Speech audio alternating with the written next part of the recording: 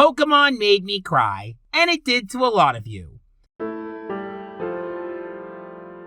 The Pokemon anime, despite being a simple, fun show, can have moments that gut-punch the viewers into next Tuesday. These moments can come in many shapes and sizes, and in some cases involve a Pokemon's tragic end. What we'll be focusing on today are those episodes where a character releases a Pokemon. This has been a common staple throughout the show, and as you could probably conclude from a previous video, I got super attached to the Pokemon on this show. Despite being essentially animals who can't talk, they were still characters in their own right and series regulars, so seeing them go always got me. We'll be going over the ones that managed to destroy me the hardest, as well as to a lot of you. Make sure to comment what your saddest Pokemon release in the anime was, because I may miss some. This is a great Butterfree, so take care of it for me.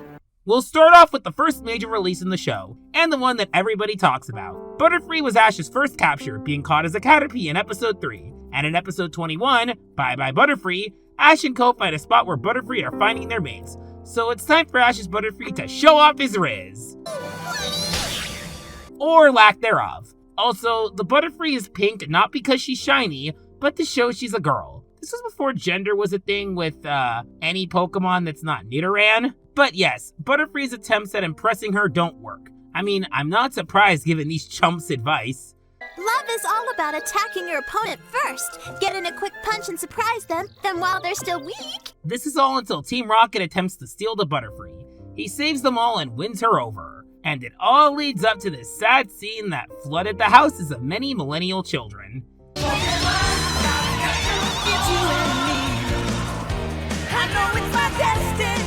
This scene is definitely sad, and I remember it making me teary-eyed on my first viewing, but upon rewatches, it doesn't. Maybe it's because compared to some of the other released mons later on this list, Butterfree really didn't do much. Kinda felt like it was fighting with Pidgeotto for flying screen time after it evolved. It had one major subplot where Ash temporarily traded away, but that's really it aside from some battles here and there. But yes, I'll concur that this scene really did a good job at showcasing how emotional this show can get, and I consider it as a sort of template that later releases would build upon. Now, Arbok, take your friends and get out of here. Right, you too, Weezing! I'm gonna be blunt, most of the releases on this list are by a Team Rocket member. I tried to think of one for a variety of characters, and well, there are definitely some sad ones like Squirtle or Charizard. I'm not as hurt by those since they do come back several times. And others do hurt like Ambipom, but not in the way you'd think. So that means you want to play Pokemon Ping Pong, right?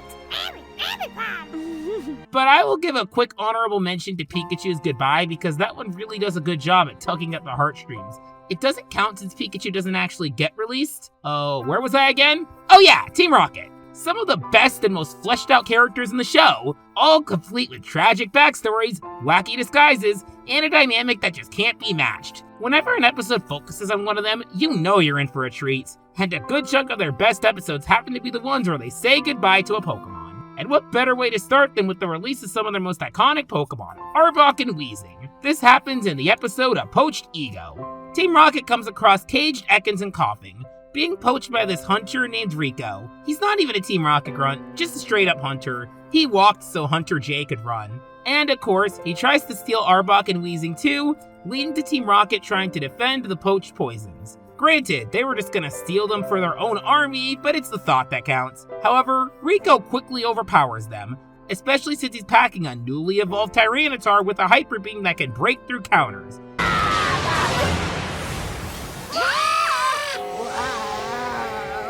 Reminder, Hyper Beam was still considered physical in Gen 3. But despite a tough effort, Arbok and Weezing are just no match to face his Pokemon themselves, so Jesse and James do this.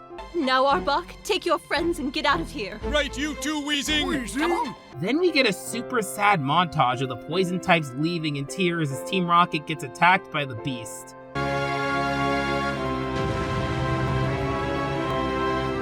Now, in this dub state, it's alright, but it hits much harder in Japanese.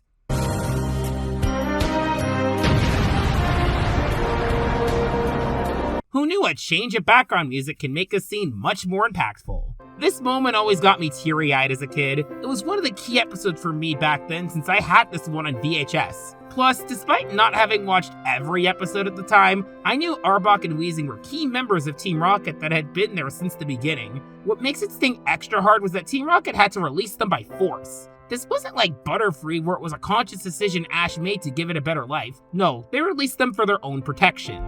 It makes the whole situation even more sad for me at least, and makes the scene where Ash and Co catch him super cathartic.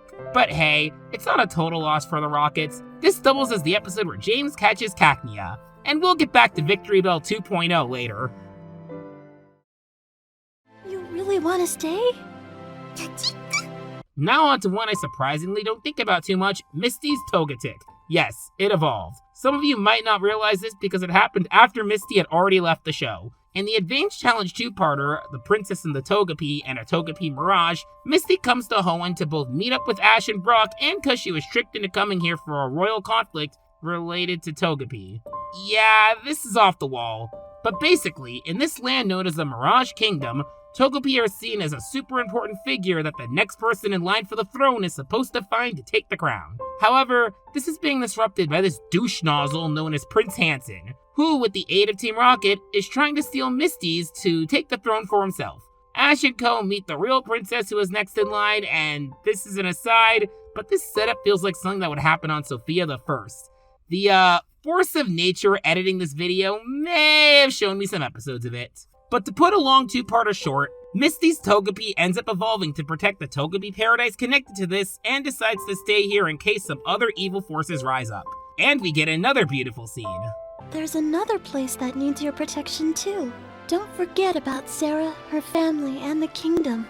This hits differently now that Misty's 4Kids voice actress, Rachel Lillis, is gone. We lost her way too soon.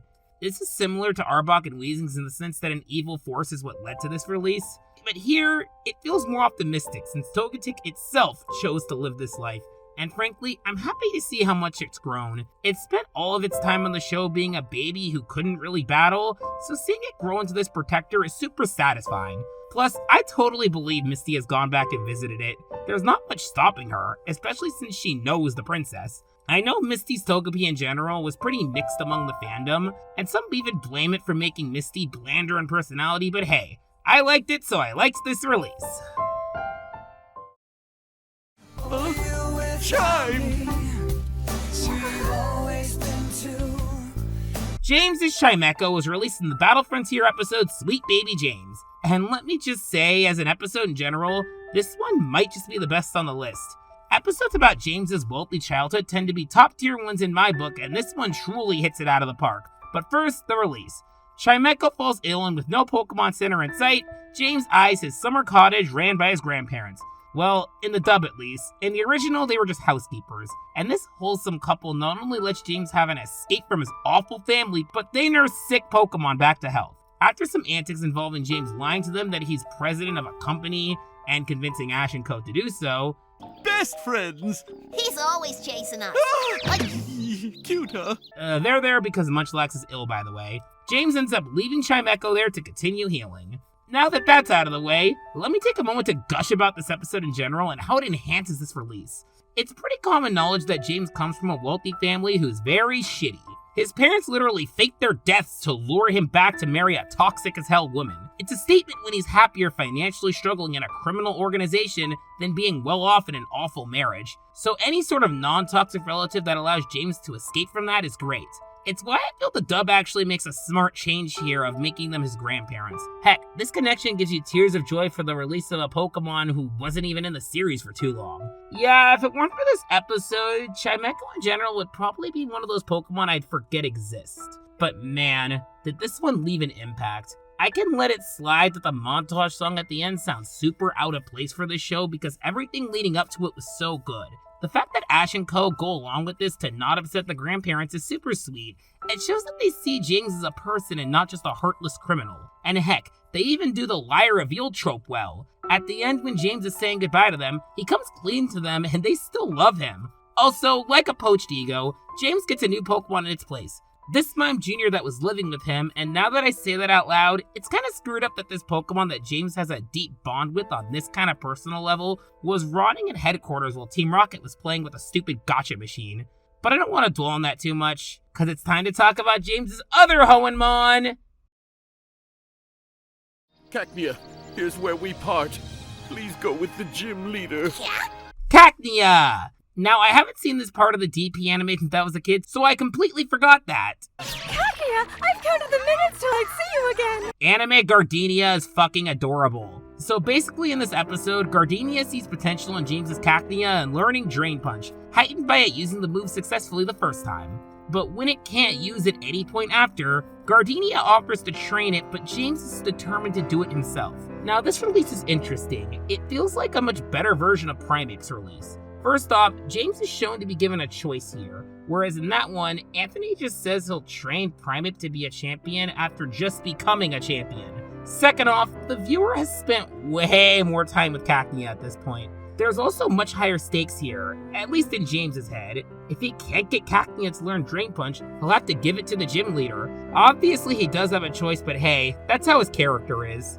What I love is just how well the release scene is. We get a long shot of James holding Cacnea's Pokeball before putting it back.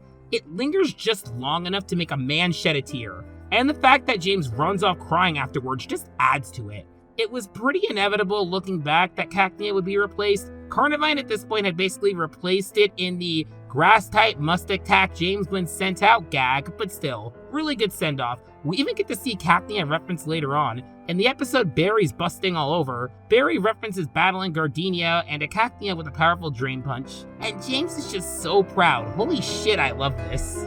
I've got to admit that Cacnea of hers was pretty strong. Dealing with its Drain Punch was no cakewalk, I'll tell you. It must be. Wow! That Cacnea is mine, you see! Bye, Dustox! You be happy! Okay, I know I just said Sweet Baby James was one of the best episodes on this list. One of, as in second. Because Crossing Paths is the best one. Our final release we'll be talking about comes in this episode, with Jesse's Dustox. And fittingly, we're ending in a similar way to how we started. A fully evolved bug type being released to find love with a different colored version of its species. Except this one is actually shiny. It follows a few similar beats to Bye Bye Butterfree, but I actually find this one better.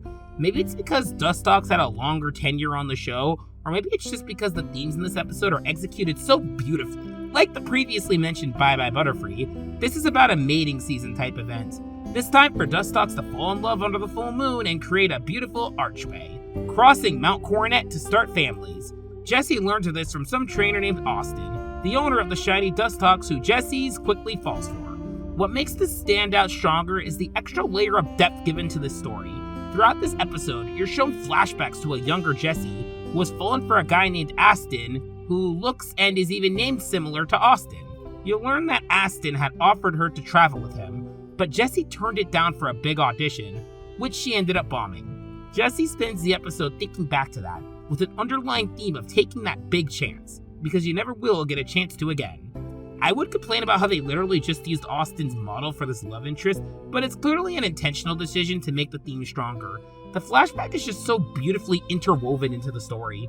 Also, Ash and Co are here too, I guess. Reflection of the full moon on the lake that attracts them there in the first place. I hope the weather clears. This has got to be one of my favorite variations of this gag. They do help though. They, Team Rocket, Austin, and this Nurse Joy team up to save the lake that was leaking from a storm. As you could probably guess from this list, I love plots where both parties can put their differences aside for a greater good, and it's done so well here. But the main reason why this release made it is how it's handled. When Dustox is about to fly off, she's reluctant to go. Jessie, thinking back to her mistake, insists she does. And she does this by... Now there's no more Pokeball for you to return to! It's quite powerful, really. Jessie knows Dustox will be happier here, and is giving her that life. Her destroying the Pokeball just goes so hard, it makes me wonder how common scenarios like this are in this world. It's such a beautiful scene, and the episode ends on such a gorgeous note. And that's the list. Sorry if this is a bit too Team Rocket heavy, but they really did have the best releases. They're quite tragic characters. Maybe someday I'll give them a full analysis, but until then, see you next time.